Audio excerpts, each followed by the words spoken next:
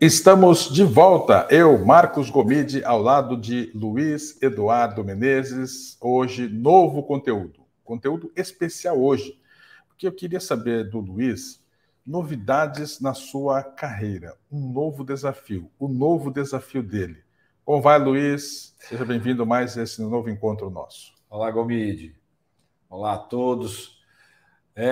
Desafios vêm e vão, como diz minha amiga Marília Fiuza, você e os seus desafios que você vai atrás. Eu não sei se eu vou atrás dos desafios ou os desafios me procuram, mas estamos aí para mais um desafio. Eu acho que os desafios nos procuram também, né? A gente tem que estar sempre preparado, né? Mas eu queria que você contasse para a sua audiência, para os telespectadores, os espectadores do canal, o que você está executando nesta sua nova carreira, nesse novo seu momento na vida profissional. Tá bom. Gomide, eu queria que você me permitisse começar um pouquinho mais atrás. E lembrar a todos vocês que o que eu estou fazendo é tudo exatamente como eu tenho falado. Não tem muito mistério. A gente segue, como eu tenho dito, a gente segue umas trilhas, né? A gente segue caminhos. Bom, um tempo já no final de 2020, né, eu decidi que iria dar um tempo nos meus cargos estratégicos como gestor. Isso para que eu me dedicasse mais um pouco à técnica mesmo do meu trabalho e para também atender alguns clientes que eu tinha à noite. E nesses cargos estratégicos, às vezes você tem que entrar pela noite em algum momento, e isso atrapalhava esses clientes que eu tenho. Como vocês sabem, eu faço mentoria de executivos. Então, realmente eu parei. Minha previsão era parar uns 2 anos para, como colaborador, puramente colaborador, perceber algumas coisas que, como gestor, a gente não percebe. Então, as pessoas perguntam, era um período sabático? Eu não sei. Era um tempo que eu dei, uma pausa que eu dei para me reorganizar, aprender mais aí como colaborador, para voltar em algum momento, que a minha previsão era que fosse 2 anos, e com 1 ano e meio, depois de alguns convites que eu tinha recebido, e falei para as pessoas que não era o momento para mim, e não era o momento para que eu retornasse à gestão naquele momento. Bom, vamos lá. E aí, um conselheiro me convidou para assumir um papel dentro do Tribunal de Contas do Estado. Esse conselheiro, eu já tinha trabalhado com ele, é o conselheiro Ernesto Saboia, aqui do Tribunal de Contas do Estado do Ceará, e ele estava assumindo a presidência desse instituto, que eu vou já falar para vocês o que é, e disse, Luiz, gostaria de contar com você, por isso eu expliquei que estava nesse tempo. Ele disse, não, vamos lá fazer um trabalho, vai ser muito bom. Eu disse, top, vamos em frente. A oportunidade surgiu e eu me sentia preparado para assumir aquele papel. Então, vamos lá. Esse instituto, o Instituto Plácido Castelo, ele foi criado principalmente para capacitar, para desenvolver, para fazer inovação, fazer pesquisa para os gestores públicos do Estado do Ceará. Então, ele faz esse trabalho no intuito de melhorar, de evoluir a gestão pública do Estado do Ceará. Aí alguém pode perguntar, mas o Tribunal de Contas não é aquele que analisa as contas, audita as contas, pune as pessoas? Sim, mas ele também tem um papel pedagógico. Ele também tem um papel preventivo. Claro que o papel primordial, vamos dizer assim, é de analisar as contas, saber como as contas estão sendo resolvidas, como as pessoas os gestores públicos estão utilizando o recurso público, que é o recurso da sociedade, mas ele se propõe a dizer, tudo bem, eu vou fazer isso, mas eu vou te dar oportunidades, eu vou te capacitar, eu vou te dizer como é o certo, para que você faça o certo. E esse papel inicial de dizer o que é o certo, fazer o que é para fazer, é incorporado aí pelo Instituto Plácido Castelo. Então, o presidente do Tribunal de Contas do Estado, presidente conselheiro Valdomiro Távora, que é quem realmente faz as nomeações, as exonerações naquele âmbito, me confirmou e me nomeou, e hoje, já desde semana passada, eu assumi esse papel no Instituto Plácido Castelo, que é o instituto que faz todo esse processo de desenvolvimento e capacitação do secretário municipal do menor município, do gestor de patrimônio do menor município, ao secretário da Fazenda do governo do Estado, ao secretário de Infraestrutura do Poder Judiciário, às câmaras municipais, tudo de uma maneira geral para que a gestão pública evolua. Ou seja, você estará dentro de um tema que você é profundo conhecedor. Imagina, eu fico pensando na satisfação quando a gente vai fazer alguma coisa que a gente conhece e que tem prazer de fazer, que você respira gestão o tempo inteiro. Então isso dá uma satisfação muito grande, né? Sem dúvida, Gomide, sem dúvida. E aí eu quero começar a falar sobre algumas coisas aqui do que eu já tenho falado. Uma coisa importante: rede de relacionamento. Não foi à toa que eu fui convidado para esse papel. Claro que eu fiz por onde eu tenho minha capacidade, eu tenho minha competência, eu tenho meu conhecimento. E aí alguém que estava lá naquele momento disse: puxa, preciso de alguém assim. Luiz Eduardo e tal. Aí vai e conversa com o outro lá e o outro diz: não, Luiz Eduardo é um cara que tem capacidade. E vem o outro que chancela. Pronto, rede de relacionamento funcionando.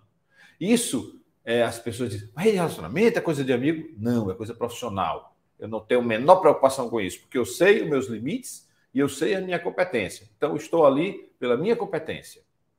Rede de relacionamento. Segundo ponto: cultura organizacional. Olha só. O que é que foi a primeira coisa que eu fiz quando cheguei lá? Não, mas Luiz, tu já trabalhou no tribunal, tu já foi secretário de Estado. Calma. Vamos analisar a cultura, o arranjo organizacional, como as coisas funcionam. E é o que eu tenho feito até agora. Essa semana foi uma semana de perceber, ouvir, jogar as coisas para ver como elas voltam. Então, pessoal, eu defini muito bem um cronograma. Conversei primeiro com o presidente do Instituto, o conselheiro Ernesto Saboia, para que ele desse as direções, desse as diretrizes. Depois disso, conversei com as pessoas que faziam a gestão daquele instituto, marquei uma reunião com todos os colaboradores, todos numa sala, me apresentei a todos na mesma hora, para que não houvesse nenhum tipo de descompasso na informação. Me apresentei e abri a fala para todos. Metade dos que, um pouco menos da metade dos que estavam ali, fizeram alguma observação, sugeriram alguma coisa. Perfeito. Depois disso, marquei uma reunião com cada um. Coisa rápida, 10 minutos, 15 minutos no máximo. Com cada um deles. O que é que você faz? O que é que você faria de melhor? Papo, dependendo da pessoa, você vai conduzindo ali. Com todos. Isso eu fiz em um dia. Depois disso, saí ali de dentro do Instituto e fui ao tribunal conversar com os secretários das outras áreas.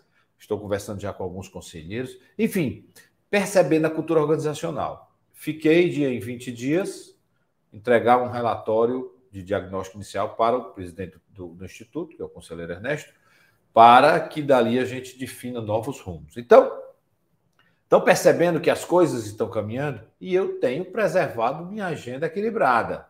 Ontem eu estava no meu beach tênis, tomei uma cervejinha com um amigo depois, tenho meus encontros, minhas festas, minha espiritualidade cada vez mais fortalecida. Nesse momento a gente precisa estar com ela muito perto da gente.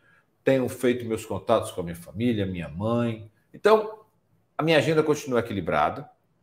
Estou percebendo a cultura organizacional, tenho uma forte rede de relacionamento e não esqueço de estar tendo pessoas como referências. Hoje de manhã, eu já estive com uma referência aqui no ensino, na pedagogia, porque não é uma área que eu domino, né? Eu domino gestão.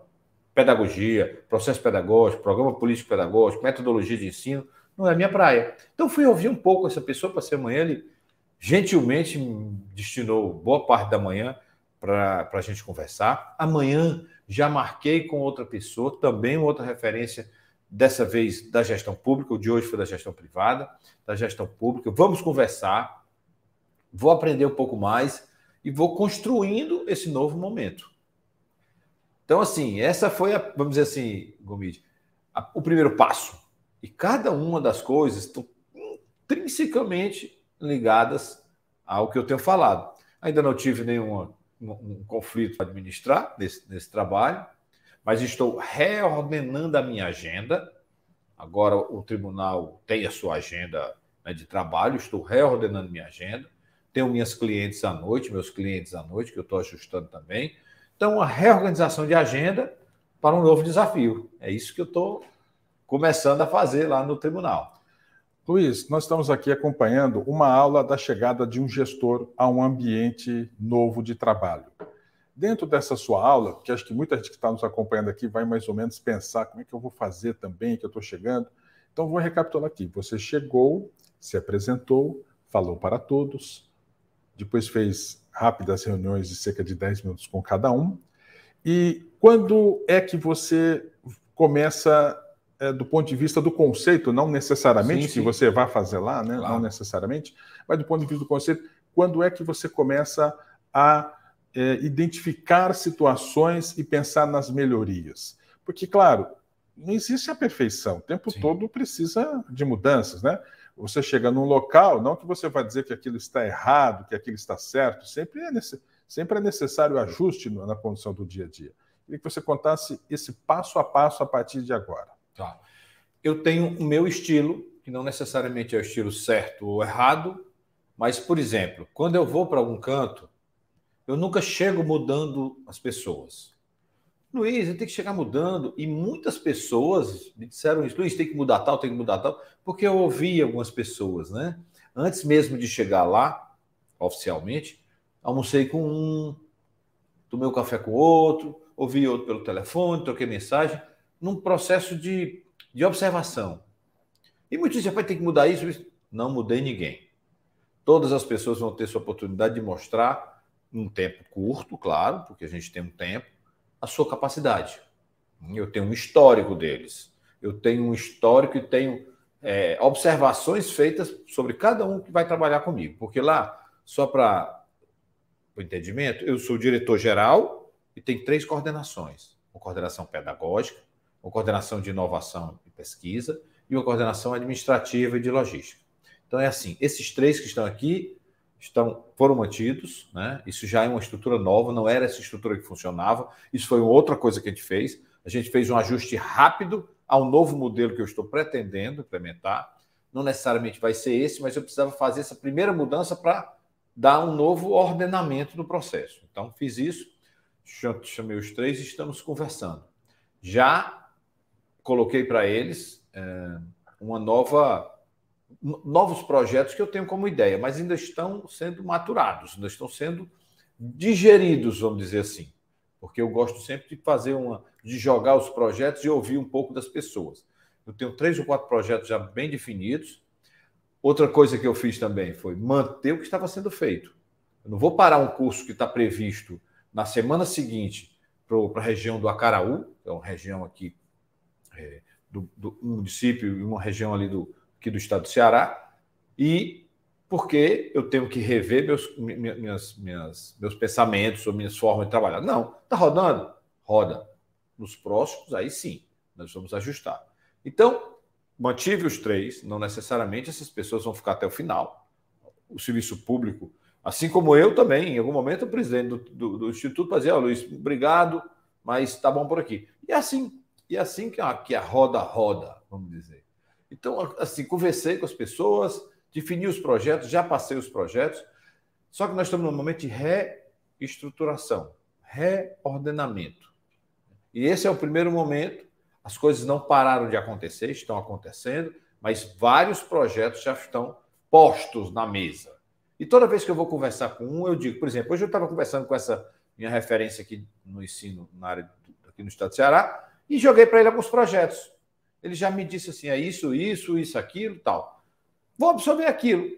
Vou fazer como ele orientou? Provavelmente não. Mas aquilo me dá opa, precisa ajustar isso, precisa ajustar aquilo. Então, é assim que eu funciono. Solto aqui um projeto, tá. E aí, no dia 1º de julho, que é o meu compromisso com o presidente do Instituto, vou chegar para ele e dizer, presidente, a situação é essa das pessoas, dá para trabalhar bem, ou eu preciso disso, preciso daquilo, os projetos são esses aqui, a forma vai ser essa aqui, tá. O senhor concorda? Se concordar com tudo, já vamos entrar no novo processo. não concordou, vamos ver o que pode ser ajustado. E a primeira frase que eu disse para o meu presidente, o meu líder lá, o chefe do trabalho, foi: pode ser que eu diga alguma coisa para o senhor que o senhor não gostaria de ouvir, mas eu estou aqui para ser seu assessor, assessorar o seu trabalho. Então eu vou dizer o que eu imagino que deve ser dito, com todo respeito sempre, mas pode ser que eu diga alguma coisa que não seja aquilo que é bom para os seus ouvidos, mas será dito. Então, assim, essa é a conformação, os processos continuam trabalhando. No serviço público, para quem conhece, sabe que tem processo de nomeação, exoneração, que precisa sair no diário oficial, precisa ser aprovado. Então, isso tudo tem um rito um pouco mais demorado às vezes, mas nós estamos trabalhando numa velocidade muito grande. E breve eu estarei aqui falando para vocês sobre os novos projetos. Muito bom, muito bom. Sabe, Luiz, que uma das coisas que eu sempre penso é a respeito das pessoas saberem ouvir o feedback, que é um dos temas do curso Desafios da Gestão. Aliás, tem duas situações, né? Que o gestor líder precisa colocar como uma rotina de trabalho, ele conversar com os seus colaboradores para dar o feedback. E tem um outro momento, que o colaborador, considerando ele que seja um gestor e tem o seu superior, no caso, que ele também consiga ouvir aquilo. Isso. E saiba compreender que, às vezes, o feedback pode ser duro, pode ser profundo, pode ser que até gere uma chateação. Poxa, às vezes ninguém gosta de ouvir as verdades que criam desconforto, né? Então, eu queria saber de você como é que você dá esse tratamento nessa hora, quando o feedback tende a gerar um desconforto maior naquela pessoa que está ouvindo. Primeiro, assim, eu preciso dizer que eu não acredito numa boa gestão sem uma boa comunicação. Para mim, não funciona. Se as pessoas não estão sabendo o que está acontecendo... Luiz, quer dizer que tu acha que a pessoa da área de administração precisa entender o que está acontecendo na área pedagógica? Claro. Talvez ela não precise saber os detalhes da pedagogia. Mas precisa saber que o processo é esse, que a forma é essa, que o conteúdo é esse. Fundamental, porque ela vai fazer a parte da administração. Ela vai fazer aquele processo rodar, o pagamento do professor, a escolha do professor, que é um processo burocrático que é feito pela administração. Precisa sim saber. Então, a gente montou agora uma estrutura de todo mês, uma vez por mês, eu vou reunir todos no auditório, como fiz dessa outra vez, conversar com eles, dizer o que está acontecendo. Não preciso mais me apresentar, já me apresentei, mas vou falar para eles todos, quais são os projetos que nós estamos trabalhando, qual é a perspectiva futura de alguma coisa acontecer. Então, as pessoas podem até discordar, e é até bom que em alguns momentos discordem, porque quando todo mundo estiver concordando, pode ser que tenha alguma coisa errada. Mas eles não podem reclamar que não estão sendo comunicados, que não estão sendo informados. Então, esse é o primeiro momento com todos. Ao mesmo tempo, montei um comitê executivo, um comitê estratégico, como eu também tenho falado aqui, que sou eu e os 3 coordenadores. Né? Esse comitê vai se reunir todas as terças-feiras à tarde, às 14 horas, já está definido. Tivemos a nossa primeira reunião agora essa semana. Então, vamos implantar, já implantamos essa estrutura e, aos poucos, nós vamos implantando culturas de feedback. Quando você vai entrar na empresa, como eu tenho dito, observa a cultura organizacional. Tem coisa que não dá para você chegar levando. Não dá para você achar que de hora para outra você vai plantar uma coisa que as pessoas não têm cultura ainda. Então, cultura de feedback, como eu sempre tenho dito, tem que ser muito bem preparada, porque você precisa saber dar o feedback e saber receber o feedback. Eu, particularmente, já tive a oportunidade de passar 2 feedbacks para uma das pessoas, com muito cuidado. Ainda não recebi nenhum feedback. No momento inicial, quando a gente está chegando, a gente recebe só coisas elogiosas, né, de maneira geral. Até que você mostra quem você é, apresenta para as pessoas que você tem a capacidade de acolher também o que não é agradável, vamos dizer assim, de ouvir. E aí sim as pessoas passam a perceber isso. Então, Gomide, a cultura de feedback ela precisa ter um encapsulamento, um escopo para que a gente possa, a partir daí, dizer, olha, pessoal, semanalmente temos um momento de feedback, final de mês, final de ano. Então, isso está sendo estruturado e, com certeza, vai ser implementado durante esses próximos meses. Pergunta difícil e que vai te remeter à memória. Que momento você viveu em que teve mais dificuldade de estabelecer essa relação de feedback ao longo da sua trajetória profissional? Em que instante isso não deu muito encaixe, não deu muito certo? Foi um obstáculo realmente nesta relação? Que você puxar minha memória aqui, porque tem dois momentos. Um momento que a dificuldade era porque eu, pela minha imaturidade, pela minha, vamos dizer, ousadia, onde eu tentei implantar e eu mesmo não soube acolher, lá no começo do meu tempo como gestor, um bocado de tempo, mas eu percebo hoje algumas falhas que poderiam ter sido corrigidas, mas como eu também digo, é no erro que a gente aprende. É no erro que a gente aprende. Então, lá atrás, eu já falei uma vez sobre alguns erros que eu cometi. Esse erro foi um erro estratégico para mim, para minha gestão, mas aprendi.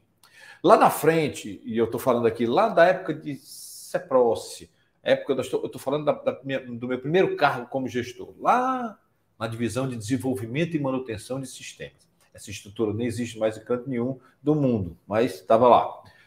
Hoje, depois eu tive alguma dificuldade, mas porque foi o meu primeiro momento na área social. A área social, eu estou falando aqui de 25 anos atrás, ela ainda não tinha muito essa coisa da gestão. Eu já vinha muito bem capacitado, já tinha passado pela Secretaria da Fazenda, mas cheguei como subsecretário de Saúde, numa cultura completamente diferente daquilo que eu tinha vivido. Eu estava na área de tecnologia, depois fui para a Secretaria da Fazenda, tudo muito exato, tudo muito sim ou não. Vou para uma área social, que é uma área de mais conversa, mais diálogo, contraditório, aquela coisa. Um pensamento político bem estruturado das pessoas, né? Político partidário e político institucional. Então, a minha dificuldade foi mesmo de implementar isso.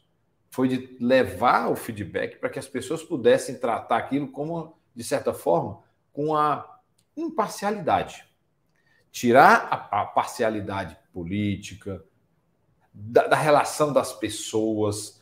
As pessoas na área social ainda são muito ligadas, muito mais emoção do que razão. E aqui eu não estou fazendo nenhum juízo de valor. Estou dizendo que isso é uma realidade. Se é hoje, imagine há 20 e tantos anos atrás.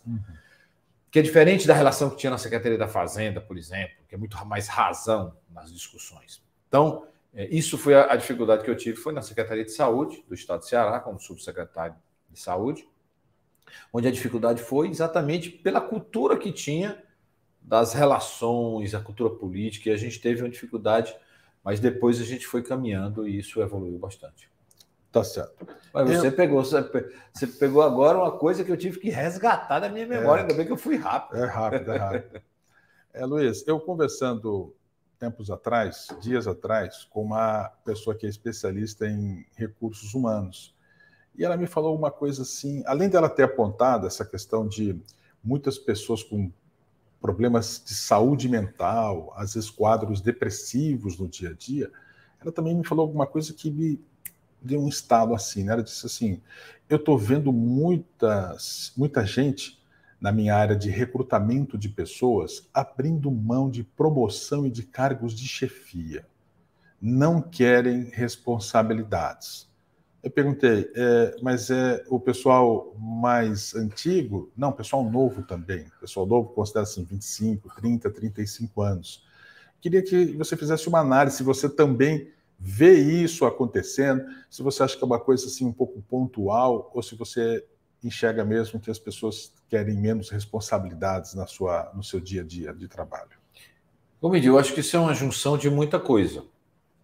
Eu sempre penso assim, nunca as coisas acontecem por uma coisa só.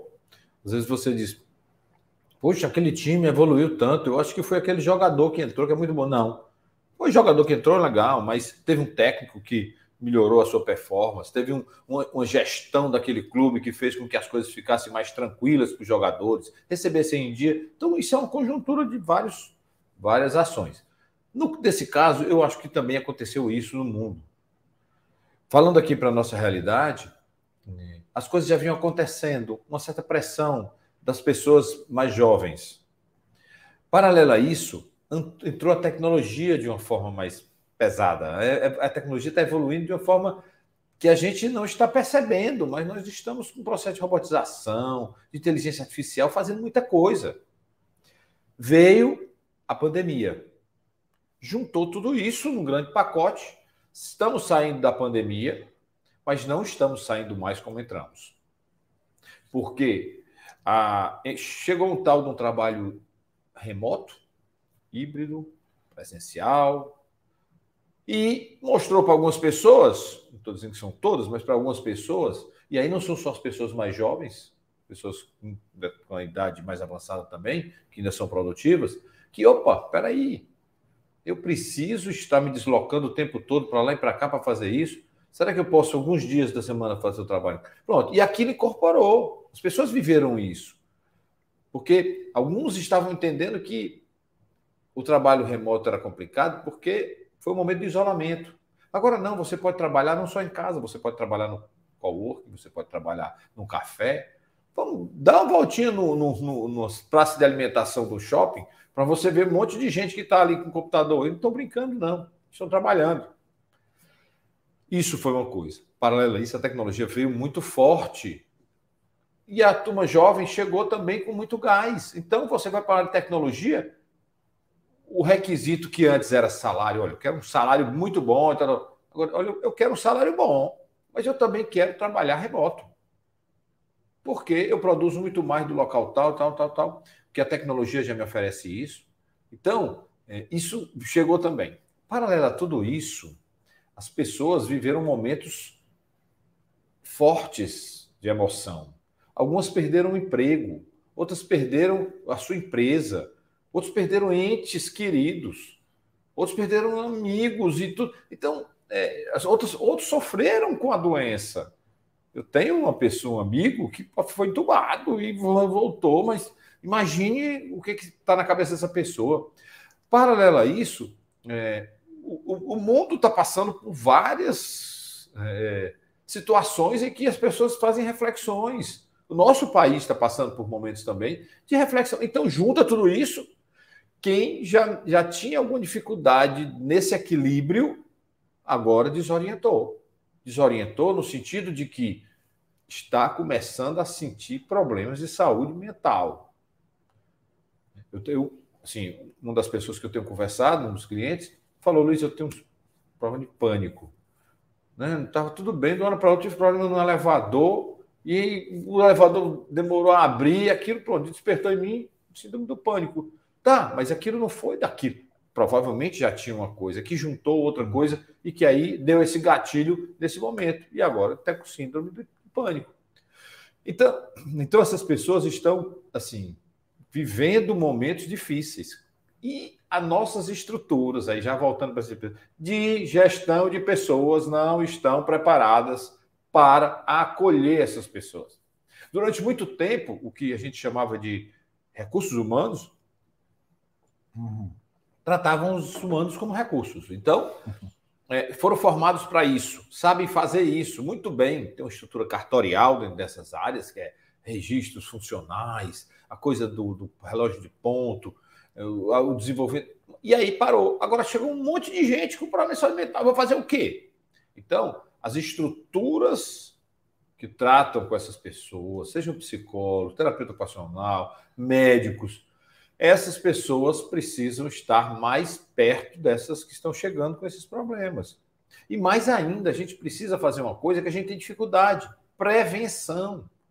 As empresas precisam estar preparadas para isso. Lá no Tribunal de Contas, por exemplo, existe uma estrutura lá, tem um médico, tem um enfermeiro, tem um dentista. Então, essas coisas também precisam estar sendo disponibilizadas para vocês. Mas, como diz a minha amiga Luísa Jardim, que é uma pesquisadora de Harvard, ela diz o seguinte, e ela diz, e posso falar sobre isso, que é muito baseado no que o Adam Grant diz. E essas coisas são band-aids, são coisas paliativas, porque a gente só vai resolver isso quando as pessoas diminuírem a sua carga. Ah, Luiz, quer dizer que trabalhar 40 horas por dia, 5 dias de 8 horas, você acha que dá uma carga grande para as pessoas? Depende. Se a pessoa tem em casa um problema, que tem que levar o filho para o colégio, pessoas que às vezes são mãe e pai, ou pai e mãe, toma conta de tudo, ainda tem problemas de casa, tem problema financeiro, tem problema com a família, problema de saúde, vai juntando. 40 horas é pesado para aquela pessoa. Talvez quem não tem problema nenhum, mora só, vive ali, tudo tranquilo, jovem, tranquilo. Mas para algumas pessoas é. Por isso já tem gente procurando trabalhar 4 dias por semana. Não é invenção, existe, em Londres já se trabalha como um projeto piloto, uma semana de 4 dias. Ah, Luiz, se a pessoa não produzia em 5, vai produzir em 4. Talvez. Eles estão fazendo esse trabalho lá, e não é só lá, em vários outros locais do mundo já estão discutindo isso, já estão implantando isso. Aqui no Brasil a gente vê algumas ações muito pontuais, alguns já dando a sexta-feira à tarde, outros já te dando um dia, escolha o dia por mês para que você possa descansar. Então, assim, existe um grande movimento que, aí levando agora lá para o Tribunal de Contas também, que precisa ser estruturado, né? Eu tive lá com o pessoal da Secretaria de Administração, as pessoas têm essa preocupação, mas ainda não tem um movimento muito bem implantado disso. Está todo mundo preocupado. O que a gente precisa agora é botar essa preocupação para se tornar uma ação. Então, é isso, Gomide, que eu imagino sobre essa estrutura de saúde mental. A gente precisa, eu tenho falado isso há muito tempo. Tem uns 2 anos que eu falo sobre isso, da Simone Biles, que é aquela lá das Olimpíadas. A gente falou sobre a situação de alguns cantores, de alguns artistas, de pessoas do dia a dia. Quantas pessoas? Eu tenho certeza que você que está me assistindo aí conhece uma pessoa que tem problema de saúde mental. Sejam coisas simples. A gente pensa saúde mental, aquela depressão, aquela pessoa na cama. Não. Dia a dia. Eu tenho uma história de uma pessoa do serviço público, jovem, 30 anos de idade, que estava produzindo bastante, talvez por isso, deu uma carga muito grande, de uma hora para outra ele ficou com problema de pânico também, dirigindo, sentiu, começou a chorar copiosamente, teve que voltar para casa e daí para cá está sendo tratado. Psicólogo, às vezes, em algumas situações precisa de um psiquiatra, precisa de um medicamento. Então é esse o mundo que a gente está vivendo, né? Então a gente tem que ter cuidado com essas pessoas. Por isso que eu tenho dito para vocês, atenção, dê atenção para as pessoas. Puxa, se aquela pessoa, você sabe que aquela pessoa está passando um problema, puxa, faz uma ligação para ela. Só se coloca à disposição. Ou João, ou Maria, ou Flávio, está tudo bem com você? Tá? Tudo bem, tá. Eu estou à sua disposição. Se precisar de mim para alguma coisa, estou aqui. Isso é acolhedor. As pessoas, às vezes, estão num momento de dificuldade. Está todo mundo vivendo uma batalha. Quando você estiver na rua e encontrar uma pessoa, sabe, ele está vivendo uma batalha.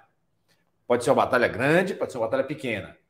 Mas essa pessoa está vivendo uma batalha. E você pode contribuir com aquela pessoa.